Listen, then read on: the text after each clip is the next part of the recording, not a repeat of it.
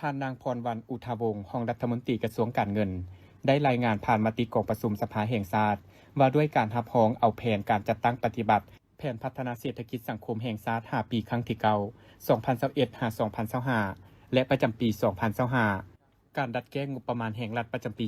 2025 และทิศทางแผนการพัฒนาเศรษฐกิจสังคมแห่งชาติประจำปี 2026 ให้รู้ว่าการเติบโตของเศรษฐกิจในระยะ 5 ปีผ่านมา 2021-2025 รวมยอดผลิตภัณฑ์ภายใน GDP เติบโต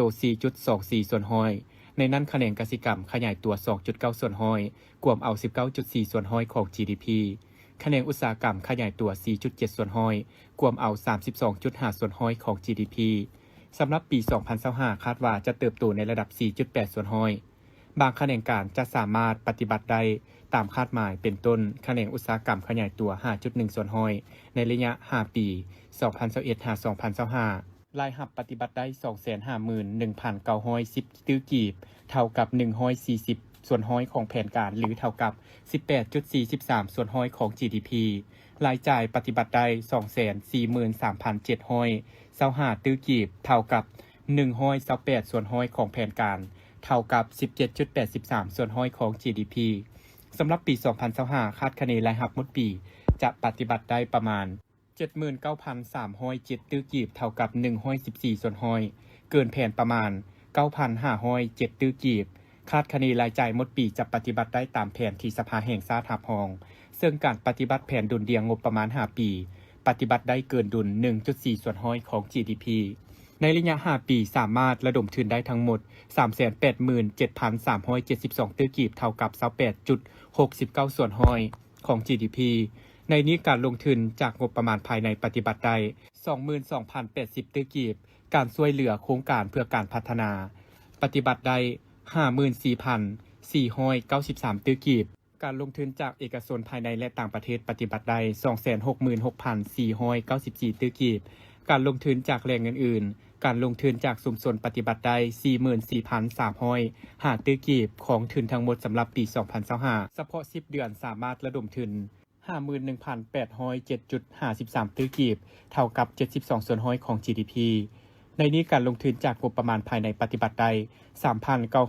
3,924.5 ตื้อกีบของแผนการปีการลงทุนจาก ODA ปฏิบัติได้ 7,092 ตื้อกีบของแผนการปีการลงทุนจากเอกชนภายในและต่างประเทศปฏิบัติได้ 5,183.66 ล้านดอลลาร์สหรัฐมีท่าเอียงเพิ่มขึ้นการลงทุนจากแหล่งอื่นๆการลงทุนจากชุมชนปฏิบัติได้ 2,705 ตื้อกีบของทุนทั้งหมดนอกจากนั้นการปฏิบัติแผนเงินตราและการค้าต่างประเทศก็สามารถบรรลุตามตัวเลขที่สภารับรอง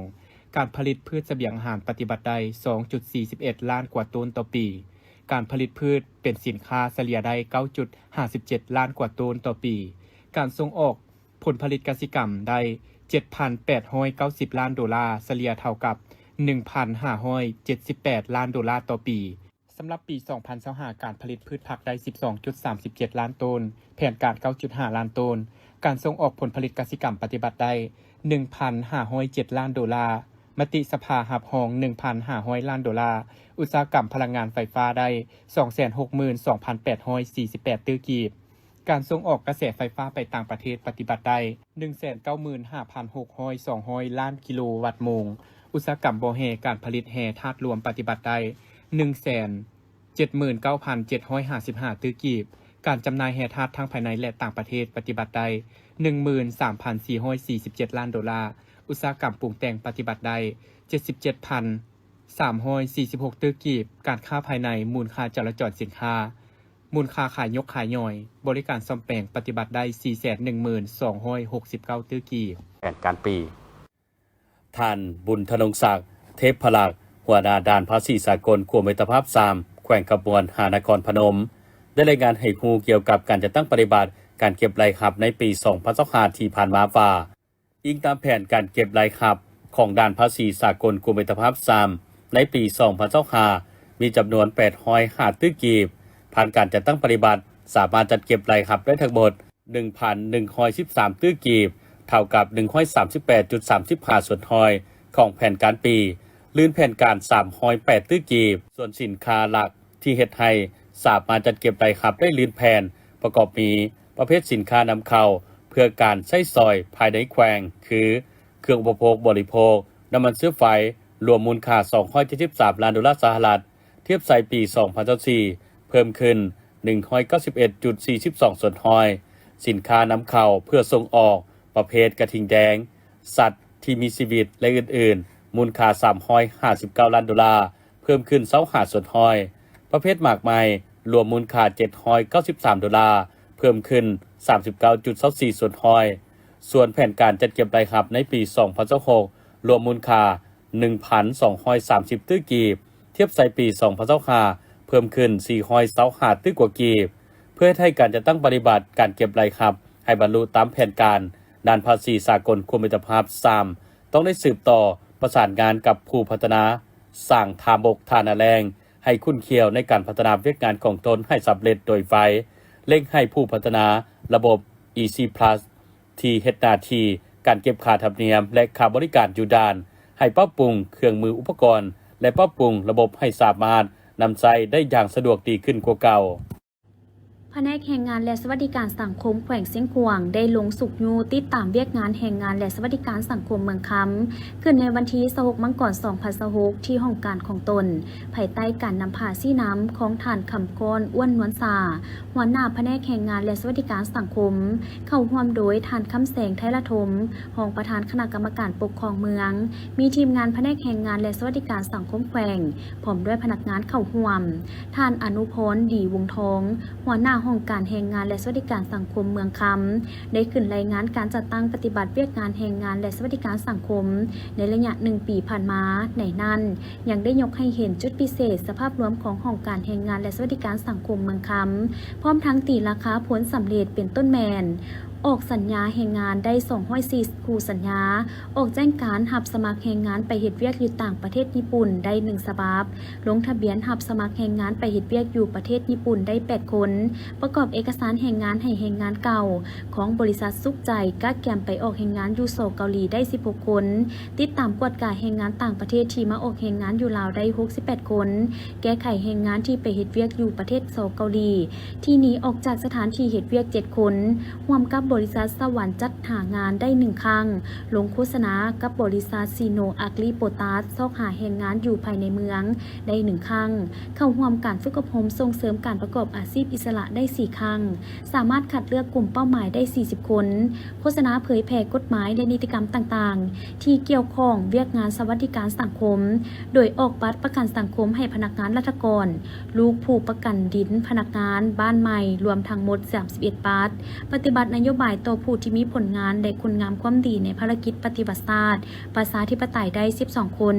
เก็บกรรมสถิติพนักงานเสียองค์ค่ะหากฐานทั่วเมืองจำปี 2025ได้197คนโฆษณาเผยแพร่ผลหายจากระเบิดบ่ทันแตกแก้ไขซุมซนใน13บ้านได้52ครั้งและเวียกแห่งงานอื่นๆก็ได้รับผลสำเร็จดีขึ้นเป็น99พร้อมนี้ยังได้ตีราคาจุดดีจุดอ่อนของคงข้างและบทเรียนที่ถอดถอนได้จากนั้นผู้เข้าร่วมในกองประชุมก็ได้พัดเปลี่ยนกันขึ้นมีคำเห็นแลกเปลี่ยนบทเรียนซึ่งกันและกันตื่นอีกโอกาสดังกล่าวทานคำแสงไทยละทมและทานคำกรอ้วนนวลสาก็ได้โอ้ล้มก่อนอื่นหมดทานยังได้แสดงความย่องยอสมเสยต่อผลงานในระยะผ่านมาพร้อมทั้งเน้นนักบางปัญหาบางเนื้อในที่มีความหมายความสำคัญต่อกับเวียกงานแรงงานและสวัสดิการสังคมพร้อมทั้งเรียกร้องมายังคณะนำของห้องการแรงงานและสวัสดิการสังคมเมืองจงพร้อมกันเอาใจใส่สืบต่อนำเอาเวียกงานการเมืองแนวคิดเสื่อมซึมให้แก่ทันแถวพนักงานของตนให้ลึกซึ้งเตาโฮมความสามัคคีให้นักแน่นและเพิ่มทวีเอาใจใส่ต่อกับเวียกงานประสานสมทบกับบรรดาห้องการที่เกี่ยวข้องให้กลมเกี่ยวซึ่งกันและกันท่านจันทร์ศรีมีลาวงศ์ประธานคณะกรรมการปกครองตาแสงสร้างมีไซเมืองไซธานีนครหลวงเวียงจันทน์ได้ให้สัมภาษณ์ต่อทีมข่าวโทรภาพนครหลวงเวียงจันทน์ในวันที่28 มังกร 2026นี้ว่าตาแสงสร้างมีไซได้ถือประกาศสั่งตั้งขึ้นอย่างเป็นทางการในวันที่31 ธันวาคม 2025ที่มีสำนักงานตั้งอยู่บ้านนางงมใหม่ในนั้นกวมเอา24บ้านมีเนื้อที่ทั้งหมด 36,055 เฮกตาร์พลเมือง 38,006 คนโครงจากการจัดตั้งประกอบมี5หน่วยงานมีพนักงาน13สหายสำหรับการบริการเอกสารเน้นใส่การบริการผ่านประตูเดียวทั้งหมด51รายการที่ติดพัน กับเวียกงานขันบ้านเซ็นใบยังยืนที่อยู่ใบคำห้องใบเสนอใบแจ้งเสียใบมอบกับมาสิทธิ์ใบยังยืนการเกิดคำห้องขอเฮ็ดหนังสือผ่านแดนคำห้องขอขึ้นสำโนครัวสัญญากู้ยืมและเอกสารอื่นๆในนั้นตาแสงสร้างวิสัยของพวกเฮาหลายประกาศสั่งต่างขึ้นในวันที่31เดือน1 2025นั้นตาแสงสร้างวิสัยของพวกเฮาก็ได้ประกอบองค์จากการจัดตั้งถือว่าพนักงานตาแสงของพวกเฮาประกอบมี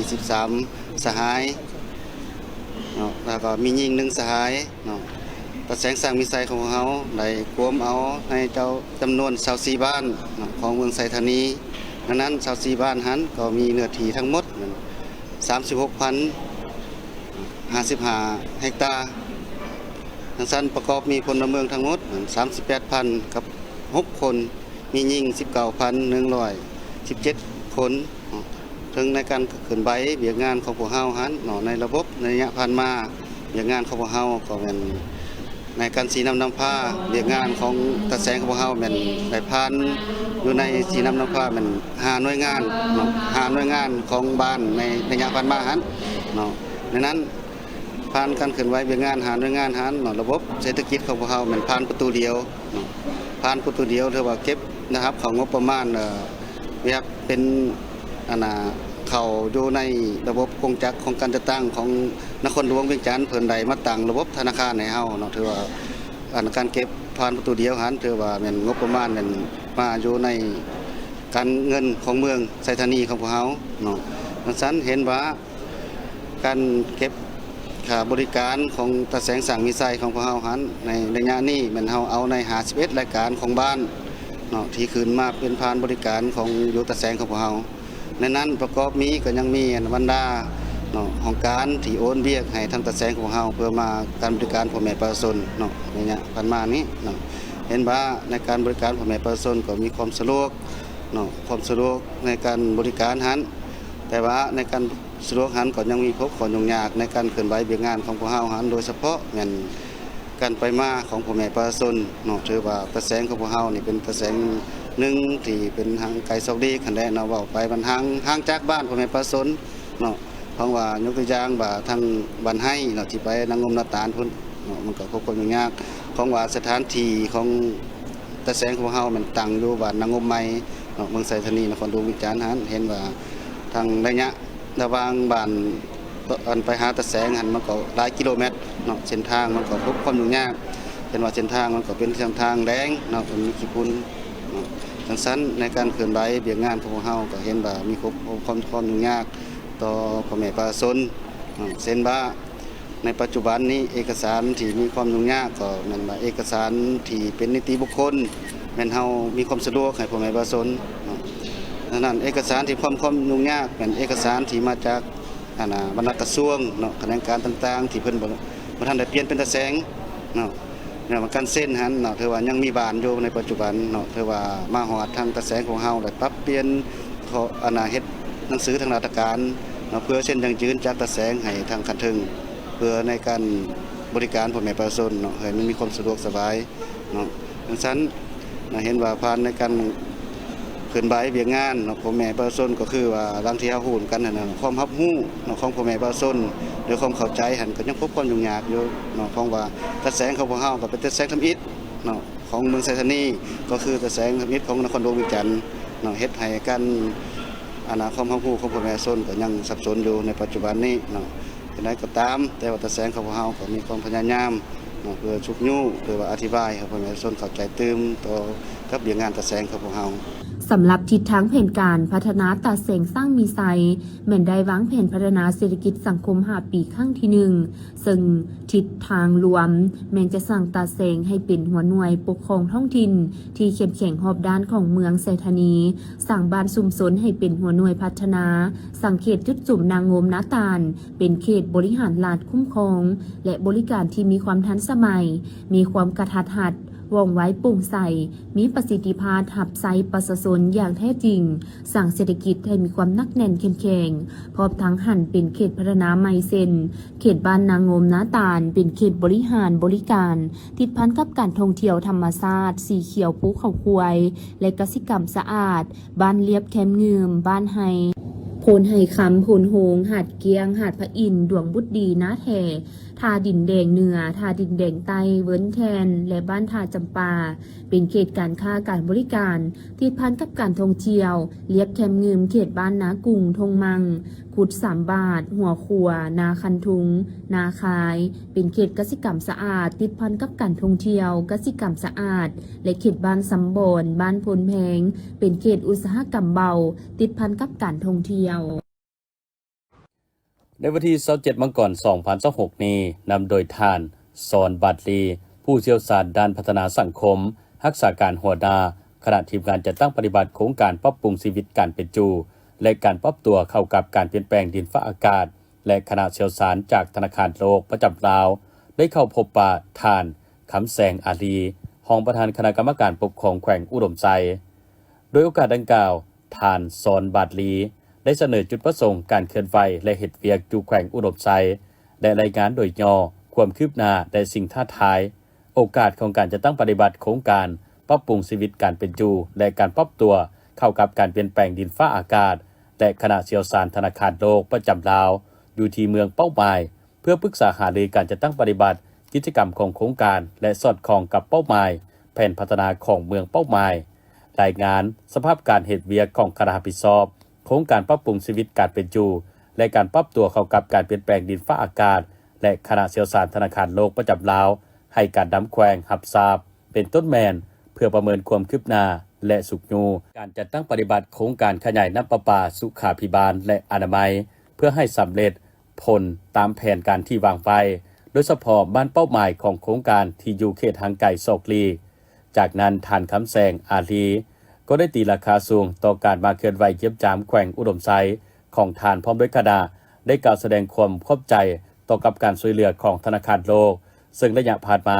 ทางธนาคารโลกได้ให้การช่วยเหลือในการพัฒนาแขวงอุดมไซหลายโครงเขตโดยผ่านกองทุนลดผ่อนความทุกข์ยากของรัฐบาลเป็นต้นแมนแผนงานหนึ่งเดียวเพื่อส่งเสริมโภชนาการให้แก่แม่หญิงและเด็กน้อยการปรับปรุงน้ำประปาสุขาภิบาลเขตชนบทและช่วยเหลือทุนกู้ยืมเข้าในการก่อสร้างโครงการคุ้มครองความเสี่ยงภัยพิบัติน้ำท่วมเทศบาลเมืองไซพร้อมได้เสนอคนครัวซอกหาแหล่งทุนในการช่วยเหลือพัฒนาแขวงอุดมไซโดยเฉพาะแม่นคงเขตการศึกษาสาธารณสุขน้ำประปาน้ำลิ้นโยธาธิการและขนส่งเส้นทางเข้าหาบ้านอยู่เขตชนบทพิธีดังกล่าวได้จัดขึ้นอยู่ที่ห้องการจุดซุ่มโพนสวัสดิ์โดยการเป็นประธานของสหายพลอยคำหงบุตรยวงเลขาคณะบริหารงานพรรคแขวงไซสมบูรณ์มีสหายพบมาแก้วบัวพาเลขาพรรคเมืองมีบรรดาพนักงานองค์การกรมกองบรรดาห้องการที่เกี่ยวข้องเข้าร่วมในพิธีได้รับฟังการผ่านบทรายงานการสร้างตั้งตาแสงซึ่งได้ให้ฮู้ว่าตาแสงโพนสวัสดิ์ตั้งอยู่ใจกลางเขตจุดซุ่มโพนสวัสดิ์เมืองลองสารแขวงไซสมบูรณ์มีเนื้อที่ทั้งหมด 6,472 เฮกตาร์รวมเอาเนื้อที่ของ8บ้านมีพลเมือง 10,024 คนหญิง 5,056 คนมี 1,337 ครอบครัวจำนวน 1,378 หลังคาเรือนประกอบนี้2ชนเผ่าอาศัยอยู่ร่วมกันด้วยความสามัคคีโครงประกอบการจัดตั้งตาแสงโพนสวัสดิ์ประกอบมี5หน่วยงานในนี้ประกอบมีด้านบุคลากรจำนวน13สหายประกอบมีประธานคณะกรรมการปกครองตาแสง1สหายรองประธานคณะกรรมการปกครองตาแสง2สหายคณะกรรมการปกครองตาแสง5สหายพนักงานช่วยเวียก5สหายจากนั้นคณะรับผิดชอบสั่งตั้งตาแสงได้ผลัดเปลี่ยนกันขึ้นผ่านเอกสารที่สำคัญเป็นต้นข้อตกลงว่าด้วยการสั่งตั้งตาแสงมาที่ตกลงว่าด้วยการสั่งตั้งคณะพรรคตาแสงมาที่ตกลงว่าด้วยการบ่งตัวแต่งตั้งเลขาของเลขาคณะพรรคตาแสงข้อตกลงว่าด้วยการแต่งตั้งประธานรองประธานคณะกรรมการปกครองตาแสงข้อตกลงว่าด้วยการซับซ้อนพนักงานบรรดาห้องการกรมกองไปประจำการอยู่ตาแสงโดยได้แต่งตั้งสหายสาเทาใส่เงียเต็งกรรมการพรรคเมืองเป็นเลขาคณะพรรคหักทานประธานคณะกรรมการปกครองตาแสงโพนสวัสดิ์พันโทลีเบรงไสญาสร้างเป็นรองเลขาคณะพรรคหักทานรองประธานคณะกรรมการปกครองตาแสงสหายแก้วอุดรธนงศักดิ์เป็นคณะพรรคหักทานทั้งเป็นผู้กวดการองประธานคณะกรรมการปกครองตาแสงสหายยางยาวาลี เป็นคณะพรรคฮักทานและสหายขับไม้วิไลจิตเป็นคณะพรรคฮักทานในโอกาสที่มีความหมายความสำคัญนี้สหายพลอยคำหุงบุญยวงได้มีคำเห็นโอ้ลมต่อกับพิธีซึ่งสหายได้ชี้นำให้คณะพรรคคณะกรรมการปกครองตาแซงจงพร้อมการเอาใจใส่ในการเคลื่อนไหวปฏิบัติหน้าที่ตามภาระบทบาทสิทธิหน้าที่ของตาแซงที่ได้กำหนดในกฎหมายการปกครองท้องถิ่นให้ถูกต้องและแข็งแรงแบ่งเวียกงานให้บุคคลรับผิดชอบอย่างชัดแจ้งยกสูงความรับผิดชอบเวียกงานการเมืองของตนให้หนักแน่นเป็นเจ้าการพันขยายแนวทางนโยบายของพรรคมติคำสั่งของคันเทิงในแต่ละระยะและเอาใจใส่ปรับปรุงแบบแผนวิธีเฮ็ดเวียกและพร้อมกันสร้างสาพัฒนาตาแซงผลสวัสดิ์ให้เจริญรุ่งเรืองเทื่อละก้าวพร้อมกันนี้ยังได้มอบรถจักร2คันคอมพิวเตอร์1สุดปรินเตอร์1เครื่องและเงินสด10ล้านกีบเติมอีก ในปัจจุบันรัฐบาลลาวพร้อมสุ่มใส่สุกยูการมีส่วนร่วมของภาคเอกชนในตลาดสินเชื่อกักบอนโดยผ่านการหับฮ้องและเผยแพร่ดำรัสว่าด้วยสินเชื่อกักบอนแห่งชาติซึ่งนโยบายที่มีความหมายสำคัญสำหรับการกำหนดขอบเขตระเบียบการที่ชัดเจนและโปร่งใสด้านการดำเนินกิจการเกี่ยวกับการซื้อขายสินเชื่อในตลาดกักบอนดำรัสดังกล่าวได้สร้างความมั่นใจด้านนิติกรรมที่เป็นหัวหน่วยธุรกิจนักลงทุนและนักพัฒนาโครงการในการดำเนินการกิจกรรมเกี่ยวกับการซื้อขายสินเชื่อกักบอนในสาธารณรัฐประชาธิปไตยประชาชนลาวทั้งนี้ก็เพื่อสนับสนุนให้สาธารณรัฐประชาธิปไตยประชาชนลาวกลายเป็นจุดหมายปลายทางใหม่สำหรับการลงทุนอัศริยะที่เป็นมิตรต่อการเปลี่ยนแปลงดินฟ้าอากาศและสร้างสินเชื่อกักบอนที่มีคุณภาพสูงภายในประเทศดังนั้นมาในวันที่29มังกร2026กระทรวงเกษตรกรรมและสิ่งแวดล้อมในนามแขนงการหลักจึงได้จัดกล่องประชุมเผยแพร่ดำรัสว่าด้วยสินเชื่อกักบอนระดับชาติขึ้นที่นครเมืองจันทร์โดยได้เต้าโฮมเอาตัวแทนจากภาคเอกชนบรรดากระทรวงที่เกี่ยวข้องคู่ร่วมพัฒนาและภาคส่วนอื่นๆเพื่อสร้างความเข้าใจเกี่ยวกับข้อกำหนดที่สำคัญเช่นขั้นตอนการอนุมัติและทิศทางการลงทุนดังกล่าวเข้าร่วมในพิธีปริญญาเอกไซนครอินทวงศ์รองรัฐมนตรีกระทรวงเกษตรกรรมและสิ่งแวดล้อมได้กล่าวว่าจุดประสงค์ของกล่องประชุมในครั้งนี้แม่นเพื่อเผยแพร่ดำรัสว่าด้วยสินเชื่อกักบอนซึ่งเป็นเครื่องมือทางด้านนิติกรรมเฉพาะที่ถูกออกแบบมาเพื่อส่งเสริมการพัฒนาตลาดกักบอนในสาธารณรัฐประชาธิปไตยประชาชนลาวให้มีประสิทธิภาพและโปร่งใสสอดคล้องกับทิศทางการพัฒนาสีเขียวและยืนยงดำรัสฉบับนี้ได้กำหนดระเบียบการในการคุ้มครองการอนุมัติโครงการและการร่วมมือเพื่อระดมทุนสร้างเวียกงานทำและนำเอาผลประโยชน์โดยโกงมาสู่ชุมชนท้องถิ่นโอกาสนี้ท่านนางเบนิตาซอมเมอร์วินอุปทูตออสเตรเลียประจำลาวได้มีคำเห็นว่ากองประชุมเผยแพร่ดำรัสว่าด้วยสินเชื่อกักบอนครั้งนี้แม้นมีความหมายสำคัญเพราะมันเป็นขีดหมายแห่งการหันเปลี่ยนจากนโยบายไปสู่การปฏิบัติตัวจริงท่านยังได้เน้นหนักเติมว่าภาคเอกชนมีบทบาทสำคัญหลายในการระดมการลงทุนที่จำเป็นเข้าในการจัดตั้งปฏิบัติเวียกงานด้านการเปลี่ยนแปลงดินฟ้าอากาศดังที่พวกเขาได้เห็นในเวทีปรึกษาหารือตลาดกักบอนของสาธารณรัฐประชาธิปไตยประชาชนลาวครั้งที่2ที่จัดขึ้นในปีผ่านมาพวกเขาหวังว่าการจัดตั้งปฏิบัติดำรัสดังกล่าวจะดำเนินไปอย่างเป็นรูปธรรมและการเข้าร่วมของสาธารณรัฐประชาธิปไตยประชาชนลาวในตลาดกักบอนสากลที่มีความซื่อสัตย์และโปร่งใสสูงจากนั้นท่านนางดักมาสเตเวบีผู้ตั้งหน้าสถาบันการเติบโตสีเขียวโลก GGGI ประจำลาวกล่าวว่าการหับฮ้องดำรัสว่าด้วยสินเชื่อกักบอนถือเป็นบาทเก้าอันสำคัญในการเสริมสร้างความพร้อมของสาธารณรัฐประชาธิปไตยประชาชนลาวเพื่อเข้าร่วมในตลาดกักบอนแล้วใดก็ตามความสำเร็จนี้เป็นเพียงการเริ่มต้นของเส้นทางที่ยาวไกลเท่านั้นบาทเก้าต่อไปแม้นการจัดตั้งปฏิบัติที่มีประสิทธิผลซึ่งอาศัยการร่วมมือและความพยายามร่วมกันของทุกภาคส่วนที่เกี่ยวข้องด้วยการร่วมแรงร่วมใจกันพวกเขาจะสามารถสร้างระบบนิเวศตลาดกักบอนที่เข้มแข็งและน่าเชื่อถือจากกฎระเบียบที่ชัดเจนระบบสถาบันที่เข้มแข็งและยุทธศาสตร์ที่สอดคล้องเพื่อขยายการเงินด้านการเปลี่ยนแปลงดินฟ้าอากาศแบบยืนยงและทั่วถึงเพื่อการเติบโตของเศรษฐกิจสีเขียวในสาธารณรัฐประชาธิปไตยประชาชนลาว เนื้อในของดำรัสฉบับนี้ผู้พัฒนาโครงการกักบอนจะต้องได้รับการอนุมัติโครงการจากแขนงการที่เกี่ยวข้องเป็นขั้นทำอิฐจากนั้นจึงนำมาขึ้นทะเบียนกับกระทรวงเกษตรกรรมและสิ่งแวดล้อมดำรัสฉบับนี้ยังได้กำหนดระเบียบการคุ้มครองธุรกิจที่เกี่ยวข้องกับตลาดกักบอนรวมทั้งการพัฒนาโครงการการบริการที่ปรึกษาและการบริการอำนวยความสะดวกในตลาดซื้อขายการสร้างกฎระเบียบและกลไกการกวดกาที่ชัดเจนจะช่วยลดผ่อนความเสี่ยงป้องกันการส่อโกงและสร้างสภาพแวดล้อมการดำเนินงานที่แน่นอนให้แก่ภาคเอกชนดำรัสว่าด้วยสินเชื่อกักบอนนี้เป็นการส่งสัญญาณถึงความมุ่งมั่นของรัฐบาลในการเปิดรับภาคเอกชนพร้อมทั้งรับประกันให้สอดคล้องกับปุริมสิทธิการพัฒนาแห่งชาติและมาตรฐานสากลงานพิธีดังกล่าวได้จัดขึ้นในวันที่ 30 มังกร 2026 ที่ห้องประชุมของตนโดยการเป็นประธานของท่านโพไซไสยศรรัฐมนตรีกระทรวงแรงงานและสวัสดิการสังคมให้เกียรติเป็นประธานร่วมและปาฐกถาของพันเอกคำสายมนดวงสิงห์เลขาคณะพรรคหัวหน้าการเมืองกองพันใหญ่ทหารฮาบยานเกาะ 11 มีบรรดาคณะพรรคหากฐานสมาชิกพรรคพนักงานหลักแหล่งภายในกระทรวงพร้อมด้วยภาคส่วนที่เกี่ยวข้องเข้าร่วมในพิธีพันเอกคำสายมนดวงสิงห์ได้เล่าหวนคืนถึงประวัติการกำเนิดผลงานไสยชนะและการเติบใหญ่ขยายตัวของกองทัพประชาชนลาวในแต่ละระยะโดยเฉพาะระยะดำเนินการปฏิวัติต่อสู้ปลดปล่อยชาติระยะปฏิบัติ2หน้าที่ยุทธศาสตร์ปกปักรักษาและสร้างสาพัฒนาประเทศชาติซึ่งกองทัพปลดปล่อยประชาชนลาวได้รับการสร้างตั้งขึ้นในวันที่20มังกร 1949 อยู่เขตที่มั่นทำแมเขตลาวหุงเพียง3เมืองเสียงคอแขวงหัวพันโดยแม่นทานไก่สอนพรหมวิหารเป็นผู้ประกาศสร้างตั้งกองราชวงศ์ขึ้นอย่างเป็นทางการโดยแม่นทานเพชรวงศ์เป็นหัวหน้าการทหารทานศรีสวัสดิ์แก้วบุญพันธ์เป็นหัวหน้าการเมืองและทานคำมูลเป็นรองผู้บัญชาการในมื้อเดียวกันนั้นโดยภายใต้การนำพาอันแท้ถึงของพรรคคอมมิวนิสต์อินโดจีนประจำแคว้นลาวได้จัดตั้งกองประชุม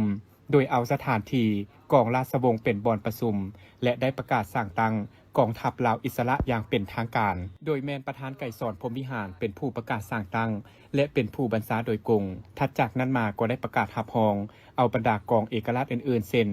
กองไซจักรพรรดิกองฟ้างุมกองปัจจัยและกองไซเศรษฐาโฮมเข้าเป็นกองทัพอิสระลาวนับแต่นั้นมาวันที่20มังกรปี 1949 จึงกลายเป็นวันประวัติศาสตร์แห่งการสร้างตั้งกองทัพประชาชนลาวกองทัพประชาชนลาวได้ผ่านพาความยุ่งยากในการสร้างตั้งสู่หบมีไซและเติบใหญ่ขยายตัวภายใต้การนำพาอันปีศาจสามารถและสลัดสงสัยของพรรคประชาชนปฏิวัติลาวกองทัพประชาชนปฏิวัติลาวได้ผ่านพาอุปสรรคนานาประการที่เต็มไปด้วยการเสียสละอันใหญ่หลวงในภารกิจการต่อสู้ปลดปล่อยชาติเฮ็ดสำเร็จภารกิจการปฏิวัติชาติที่พรรคและประชาชนมอบหมายให้อย่างมีไซตลอดระยะเวลาแห่งการกำเนิดสู่หบมีไซเติบใหญ่ขยายตัว77ปีผ่านมากองทัพพวกเขาได้เฮ็ดสำเร็จภารกิจอันยิ่งใหญ่และได้สร้างผลงานดีเด่นและวีรกรรมอันล้ำเลิศไว้ในหน้าประวัติศาสตร์ของชาติอย่างสมเกียรติกองทัพยามใดก็นำหน้าทุกเวียกงานเด็ดเดี่ยวผ่านพาอุปสรรคเฮ็ดสำเร็จหน้าที่สมแล้วเป็นกำลังแกนสารที่เข้มแข็งของการปฏิวัติเป็นเครื่องมืออันแหลมคมของพรรคและเป็นกองทัพวีรชนของชาติลาวจากนั้นก็ได้มอบเหรียญการระลึก70ปีวันสร้างตั้งพรรคประชาชนปฏิวัติลาวและเหรียญการระลึก50ปี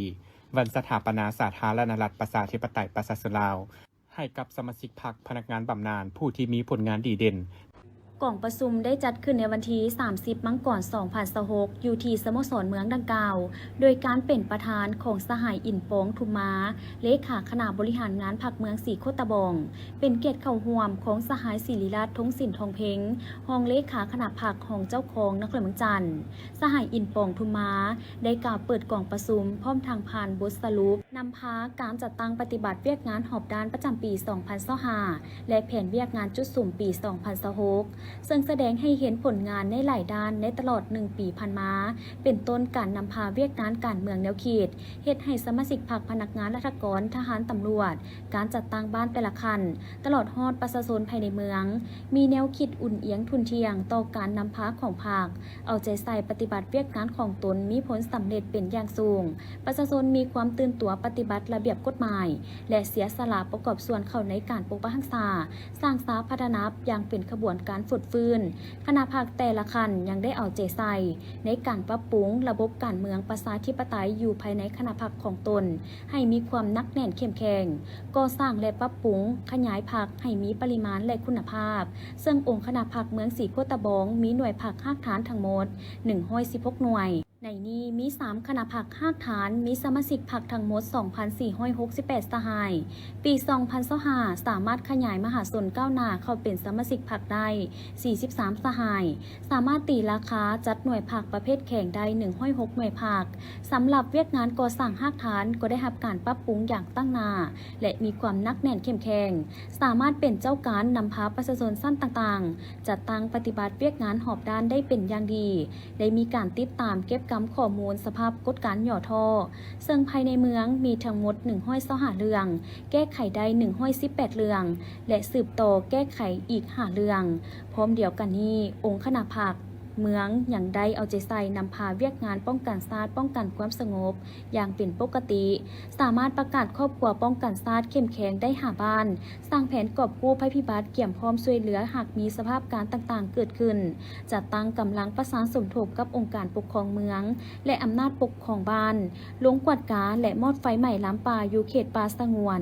จัดตั้งกำลังป้องกันเวรยามในวันสำคัญของพรรคของชาติจัดตั้งกำลังออกกวดกาลาดตระเวนเรียบตามไซแดนแม่น้ำคองและจุดรอแหลมต่างๆนอกนี้ยังได้เอาใจใส่แก้ไขสภาพปรากฏการณ์หย่อท่อต่างๆและสภาพความบ่เป็นระเบียบเรียบร้อยในสังคม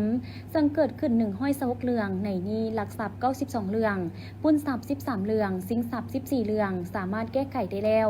169เรื่อง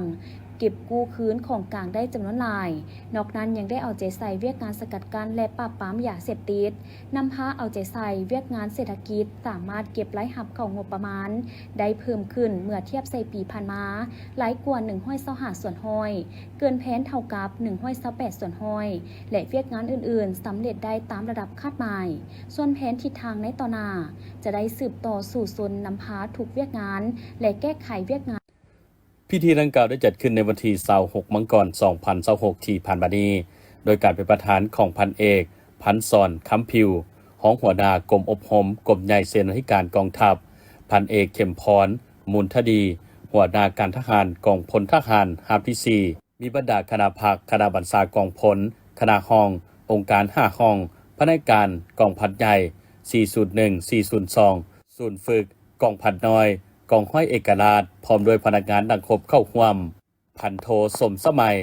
สีดาวันห้องหัวหน้าห้องเสนาธิการกองพลทหารฮาบที่4ได้ขึ้นผ่านแผนการอบรมการเมืองหัดแอบการทหารภารธิการเทคนิคและเราหบวิชาเฉพาะประจำปี2026ไงนี้ภาคการเมือง15วันการทหาร150วันภาคภารธิการเทคนิค15วันอบรมวิชาเฉพาะเนื้อในและกำหนดเวลาละเอียดแม้นอิงใส่คำสั่งแนะนำของกรมเหล่าหบวิชาเฉพาะอื่นๆการอบรมหัดแอบแม้นแบ่งออกเป็น2ระยะคือระยะที่1เริ่มต้นแต่วันที่20มังกรหาวันที่4มิถุนายนปี2026ระยะที่2เริ่มต้นวันที่1กรกฎาคมหาวันที่4พฤศจิกายนปี2026การอบรมในครั้งนี้แม้นเพื่อให้นายและพลทหารกับได้ภาคทฤษฎีและภาคปฏิบัติตัวจริงเฮ็ดให้พนักงานนักรบมีความเข้มแข็งสำนิสำนานในการเตรียมพร้อมสู้รบสร้างให้กรมกองมีความเป็นเอกภาพหนักแน่นเข้มแข็งทางด้านระเบียบมีแบบแผนวิธีเฮ็ดเวียกเพื่อเตรียมพร้อมปฏิบัติหน้าที่ที่คันถึงมอบหมายให้การอบรมหัดแอบดังกล่าวแม้จะได้ดำเนินเป็นเวลา180วันจึงจะสำเร็จในนี้พันเอกพันศรคำพิวห้องหัวหน้ากรมอบรมกรมใหญ่เสนาธิการกองทัพ